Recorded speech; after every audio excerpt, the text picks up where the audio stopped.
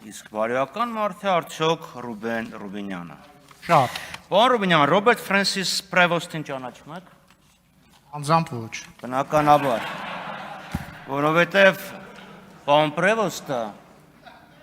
Հռոմի Լևոն 14-րդ պապն է, դա իր աշխարհի կանոնն է, բայց որևէ մեկը իրան չի դիմում աշխարհի կանոնով, որովհետև հոգևորականին դիմում են, ոչ ավազանի։ Իսկ ինքը զավակ ունի, ներեցեք չդիմացա։ Եթե ծանոթ լինեք այդ հարցը պարոն Պրևոստի հետ կարող եք քննարկել։ Երեք այս ամբիոնից Նիկոլ Փաշինյանը սպառնաց ընդդիմադիր քաղաքական գործիչներին, սպառնաց բանտարկել, ունեզրկել, անթաքույց հրահանգներ տվեց դատական համակարգին։ Մոտարապես sense ինչ ուզում եք արեք, բայց այդ մարդիկ պետքա նստեն, պետքա փակեք, թե չէ ձեռիցս չեք բրծնի։ Դա արվում էր խիստ անթաքույց, հրահանգներ իրավապահ համակարգին եւ բացարձակապես կարևոր չէ, թե ինչ է ասում սահմանադրությունը, որ սահմանադրությունն ասում է, որ գործադիր եւ դատական համակարգերը անկախ են, ոչ, ինքը պարտադրում է դատական համակարգին։ Հեռավոր անձրևային օրը 2019 թվականին իր արդյունքն է տալիս եւ իրոք այսօր իր ստեղծած դատական համակարգում հազիվ թե գտնվեն գոնե մի 10 դատավոր կամ թվեր չասեմ, լավ, դատավորների չգիտեմ քանի տոկոսը կհանդգնի Նիկոլ Փաշինյանի հրահանգները չկատարել։ Ու հենց Նիկոլ Փաշինյանի երեկվա ելույթից հետո այսօր մեկ էլ ԱԱՑ, ՊՊՑ, չգիտեմ էլ ով հանկարծ ինչ-որ քրեական գործ հիշեցին 24 ժամ չանցած ուղակի հրահանգից հետո ուստեղ կա ինչ-որ մեկը բարոյական անհատ, որը կարող է մտածի, որ դա պատահականություն էր, որ մեր իրավապահ համակարգը անջատում է ռադիո, հեռախոս, հեռուստատեսություն եւ տելեգրամ, որպեսզի հանկարծ իր որոշումներում չկրի քաղաքական ղեկավարի հրահանգները։ Կա տենց մեկը, ով չի հասկանում, որ սա հրահանգավորված է։ Պատահական մեկ էլ Վեհափառ Հայրապետը մասնակցում է շվեյցարական խաղաղության նախաձեռնության հանդիպմանը եւ պատահական դանից մի քանի օր հետո սկսում է հակաեկեղեցական արշավը։ Պատահական Սամվել Կարապետյանը խոսում է եկեղեցին պաշտպանելու մասին, մեկ էլ ինչի մասից չմեղադրեցին։ Պատահաբար, լրիվ պատահաբար, ոչ մի կապ չունի, համընկումները լրիվ պատահական են, գեղարվեստական կինոնկար գրված երկրի հակառակ կողմը գրքի սցենարով։ Գագիկ Ծառուկյանը մտնում է քաղաքականություն, խոսում է իր առյուծի մասին, մեկ էլ հոպ առյուծը սատկեց, Գագիկ Ծառուկյանը հայտնվեց բանտում։ Իդեպ շատ հետաքրքիր է, 2018 թվականին Նիկոլ Փաշինյանը ասում է, Գագիկ Ծառուկյանը խոշոր սեփականատեր է։ 2026 թվականին ասում է Գագիկ Ծառուկյանը օլիգարխ է։ Պարոն Փաշինյան, այսինքն ձեր օրոք ծնվեցին օլիգարխներ։ Բա դուք խոսում էիք ժողովրդավարությունից, ազատությունից, երբ եք պատասխան տալու, որ ձեր օրոք օլիգարխներ եք բուծել։ Չեք խոստանում, իհարկե չեք խոստանում։ Ինչ մեղադրանքներ ասես Ռոբերտ Քոչարյանին չեն ներկայացրել։ Ինչ ասես։ Սկսած Եռաբլուրը սեփականաշնելուց։ Եռաբլուրն ուր, Տոտա Երևանը ուր։ Հələ աշխարհագրորեն նայեք։ Այս հասկանում եմ, որ ձերոք Եռաբլուրը եռապատկվել է, բայց միևնույնն է Տոյոտա Երևանը Եռաբլուր չի, բայց հնչեղությունա, չէ, Եռաբլուր, Տոյոտա Երևան։ Այո, մենք լավ գիտենք, որ ոչ մի կապ չունի Տոյոտա Երևանի տարածքը Եռաբլուրի հետ։ Մարտի 1 Նիկոլ Փաշինյանը 18 թվականի օգոստոսի 17-ին ասում է մարտի 1-ի գործը ըստ էության բացահայտված է։ Ամեն Աստծո տարի, որ գլխավոր դատախազը գալիս է այստեղ հաշվետվություն տալու ես, ասում եմ, բացահայտված է այդ հետն անիծածը, թե չէ։ Ասում է, դա քաղաքական գնահատականներ, քրեաիրավական գնահատական տալ չեմ կարող։ Այս տարի ասում եմ, Միեդի որոշումը կար։ Միեդն ասում է, պետությունը մեղավոր է, որ մարդ է զոհվել։ Իդեպ պետության իրավունքները պետք է պաշտպաներ Նիկոլ Փաշինյանը, բայց չեն պաշտպանել։ Բայց եթե Միեդի որոշումը ձեր համար վերջ, Ուրեմն փակեք։ Բայց մեկը չի ասել է այս մարդու պատճառով ասպանվել։ Այս ինչ մարդը։ Բացահայտեք։ Մենք էլ ենք շահագրգռված, որ բացահայտեք։ Դիտմամ չեք բացահայտում, որ դա դարձնեք քաղաքական շահարկումների առարկա։ Հոկտեմբերի 27-ը ինչ ասես արեցիք։ Նույնիսկ ձեր գործընկեր Արման Բաբաջանյանը գնաց իր այդ հանդիպի։ Տիկին Լուսինե Ավետիսյան, որ դուք ուզենաք գնաք Նայիրի Ունանյանի հետ հանդիպել, ձեզ կթողեն։ Եկեք փորձենք մի հատ։ Բայց Արման Բաբաջանյանին թողեցին։ Բայց մինչև հիմա 8.5 տարի Նիկոլ Փաշինյանը վարչապետը հոկտեմբերի 27-ի գործը չի բացահայտվել։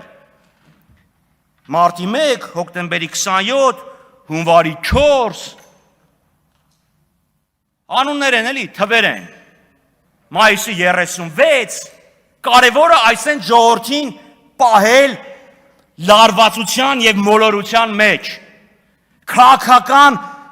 պատվերներ իջացնել։ Որևէ մեկը ստեղից չի ասում, որ որևէ հանցագործություն պետք է մնա անպատիժ։ Թե հոկտեմբերի 27-ը,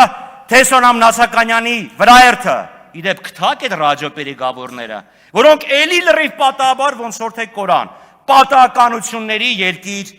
Հայաստան։ Ձեր բոլոր ապօրինությունները հիմնավորում եք ժողովուրդ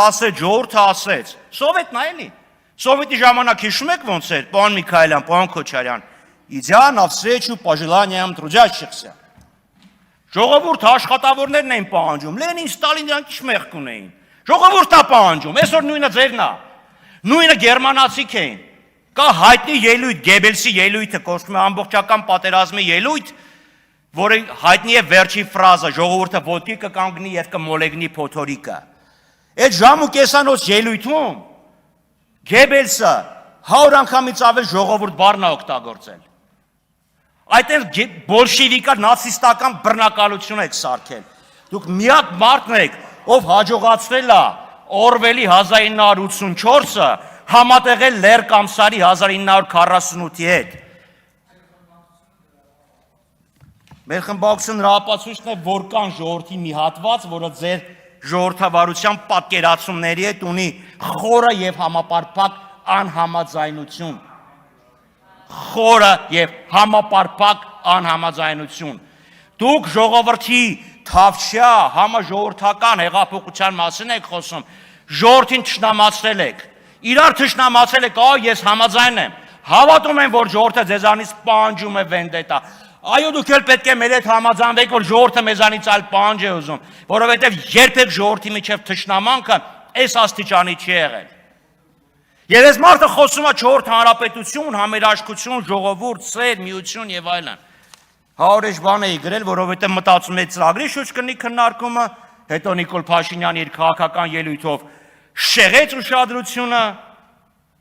հիմա էլ այսօրվա առավոտյան մասկի շոուն, որ խոսում եք, ասում եք 4-րդ հանրապետությունը, այդ 4 հանրապետությունը արդարության միջավայրի հաստատում անպատժելիություն օլիգարխիայի բացառում, այդ Արցախն է խանգարում, որ դուք օլիգարխիա բացառեք, բայց ձեր օրոք մարդը խոշոր հողատերից ներողություն, սեփականատիրոջից դարձավ օլիգարխ, բայց չկա Արցախը, բայց ինչի թողեցիք։ Ասում ենք սահմանադրությունը Ադրբեջանի պահանջն է, ասում է երդվյալ ատենակալներ։ Չէ, երդվյալ ատենակալների մասով, չէ, ձեր իրական Հայաստանի տեսլականը եւ Ադրբեջանի խելոք Հայաստանի տեսլականը զարմանալիորեն իրար համընկնում են, զարմանալիորեն թե սահմանադրության մասով, նույնիսկ տոպոնիմների մասով։ Իդեպ պարոն Փաշինյան, երեք դուք Աշոտ Սարգսյանին վրա հղում արեցիք, գիշերվա իր գրառումը տեսել եք։ Ես անկեղծորեն հույս ունեմ, որ դուք KGB-ն չեք ուղարկի Աշոտ Սարգսյանի հետևից։ Անկեղծորեն։ Բայց մի բանի կուզեմ անդրադառնամ։ Ծրագրից վերջը չմոռանանք, որ հավաքվել են կառավարության ծրագիրը քննարկելու համար։ Իդեպ ձեր կառավարության եւ ազգային ժողովի մտածելակերպի մասին։ Այս ուխտը դնում եք կայքի վրա, մարդիկ տպում են, հետո տպում եք այդ գրքույկները։ Ափսոս չի ժողովրդի փողը։ Եք մսխում։ Ուրեմն ստեղ գրած է խաղաղության անվտանգության միակ գործոնը եւ հուսալի երաշխիքն է։ Ոչ, անվտանգությունն է խաղաղության երաշխիքը։ Եվ վերջի կետը, որ էլի կուզեմ անդրադառնամ։ Զինված ուժերը արտաքին անվտանգության ապահովման պահեստային գործիք են Ֆրանկստան, զինված ուժերը Հայաստանի տարածքից դուրս չպետք է գան։ Ես երկար փնտրեցի թե այլ որ երկրում է այս պահանջը դրած։ Կոստարիկան ընդհանրապես բանակ չունի, Բելարուսը, ինչա Բելարուսը դա արա ես չգիտեմ, Բելարուսի նախագահն ձեր ընկերն էր, հիշում եք որ ասում էր, դա ամբողջը, это всё бывший, а теперь бедный Никол Ваваевич, это всё расхлебывает։ Մի հատ խնդրեմ իրան հարցրեք ինչա ինքը արգելում իր բանակը օրինակ երկրից դուրս գալ։ Բայց ամենակարևորը Ճապոնիայի համանդրության 9-րդ կետն է, որտեղ կա իմպերատիվ պահանջ, որ Ճապոնիայի ինքնապաշտպանական Ճապոնիայի ինքնապաշտպանական ուժերը իրավունք չունեն Ճապոնիայից դուրս գան։ Բայց դա կապիտուլյացիայի պահանջն էր։ Դա դաշնակից ուժերի Ճապոնիային ներկայացված կապիտուլյացիայի պահանջն էր։ Հիմա մտեք Հայաստանի հետ եւ հորիզոնականներ տարեք։ Եվ կտեսնեք թե ինչպես եղավ, որ Նիկոլ Փաշինյանի իրական Հայաստանը եւ Ադրբեջանի պատկերացած իրական Հայաստանը այդքան իրար նման են։